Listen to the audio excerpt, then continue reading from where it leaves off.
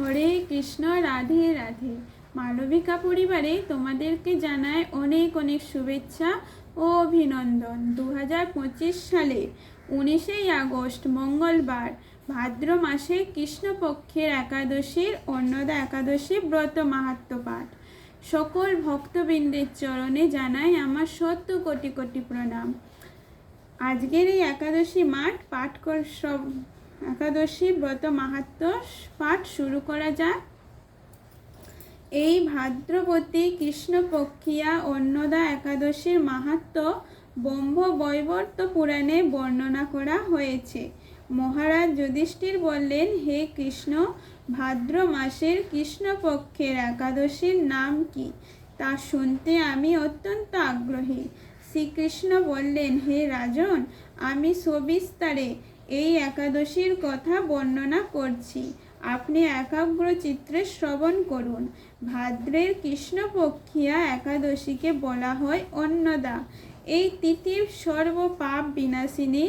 যিনি শ্রীহরির অর্চনে এই ব্রত পালন করেন তিনি সর্বপাপ মুক্ত হন। এমনকি এই ব্রতের নাম শ্রবণেই রাশি রাশি পাপ বিদূরিত হয়ে যায়। এই ব্রত প্রসঙ্গে একটি পৌরাণিক ইতিহাস রয়েছে। প্রাচীনকালে হরিশ্চন্দ্র নামে এক নিষ্ঠাপরায়ণ সত্যবাদী চক্রবর্তী রাজা ছিলেন। পূর্ব কর্মফল ও প্রতিজ্ঞার সত্যতা রক্ষায় তিনি রাজ্যভ্রষ্ট হন। অবস্থা এমন হলো যে তিনি নিজের স্ত্রী, পুত্র এবং অবশেষে নিজেকেও পর্যন্ত বিক্রি করতে বাধ্য হলেন। হে রাজেন্দ্র, এই পুণ্যবান রাজা চণ্ডালের দাসত্ব স্বীকার করেও সত্য রক্ষার্থে দৃঢ় নিষ্ঠা প্রদর্শন করেছিলেন। তিনি শ্মশানে মৃত ব্যক্তির বস্তু ও কর রূপে গ্রহণ করতেন। এইভাবে তার বহু বছর কেটে গেল। দুঃখ সাগরে নিমজ্জিত হয়ে কি করি, কোথায় যাই, কিভাবে এই দুর্দশা থেকে উদ্ধার পায়, এই চিন্তায় তিনি দিন রাতে বিভোর হলেন। এমন সময় দৈবক্রমে বড় দুঃখী গৌতম ঋষির কাছে এলেন। রাজা মুনিকে দর্শন করে ভক্তি ভরে প্রণাম করলেন। করজোড়ে তাঁর সামনে দাঁড়িয়ে একে একে নিজের সমস্ত কথা জানালেন। রাজার দুঃখের কথা শুনে মুনিবর বিষয়াপন্ন হলেন।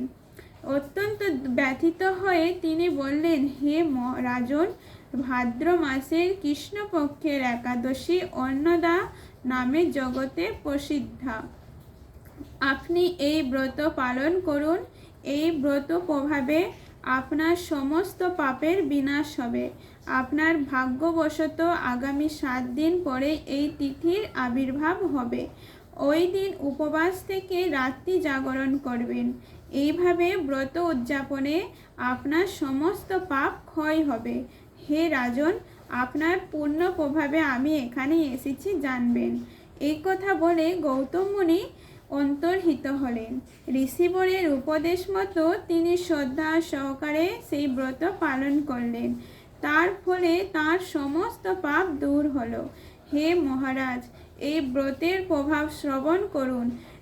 যথাবিধি এই ব্রত পালনে বহু বছরের দুঃখ ভোগের অবসান হয়। ব্রতের প্রভাবে রাজা হরিশ্চন্দ্রের সকল দুঃখ সমাপ্ত হলো। পুনরায় তিনি স্ত্রীকে ফিরে পেলেন এবং তার মৃত পুত্রও জীবিত হলো। আকাশ থেকে দেবগণ দুন্দুভিবাদ্য ও পুষ্প বর্ষণ করতে লাগলেন। নিষ্কণ্টক রাজ্য সুখ ভোগ করে অবশেষে আত্মীয় স্বজন ও নগরবাসী সহ স্বর্গে গমন করলেন। যে মানুষ নিষ্ঠা সহকারে এই ব্রত পালন করেন তিনি শ্রীহরির চরণে ভক্তি লাভ করে অবশেষে দিব্য ধামে গমন করেন। এই ব্রতের মাহাত্ম্য পাঠ ও শ্রবণে অশ্বমেধ যজ্ঞের ফল লাভ হয়। রাধে রাধে। একাদশীর পালনের সময়টাও বলে দিচ্ছি। পরের দিন বুধবার ভোর 5টা 14 থেকে সকাল 9টা 30-এর মধ্যে অবশ্যই পালন করে নেবেন। একাদশী করা যেমন গুরুতর, পালন করাও ততটাই গুরুতর। পালন করলে একাদশী সম্পূর্ণ হয়। রাধে রাধে। যদি কোনো জায়গায় ভুল ত্রুটি হয়ে থাকে আমাকে মার্জনা করবেন। রাধে রাধে।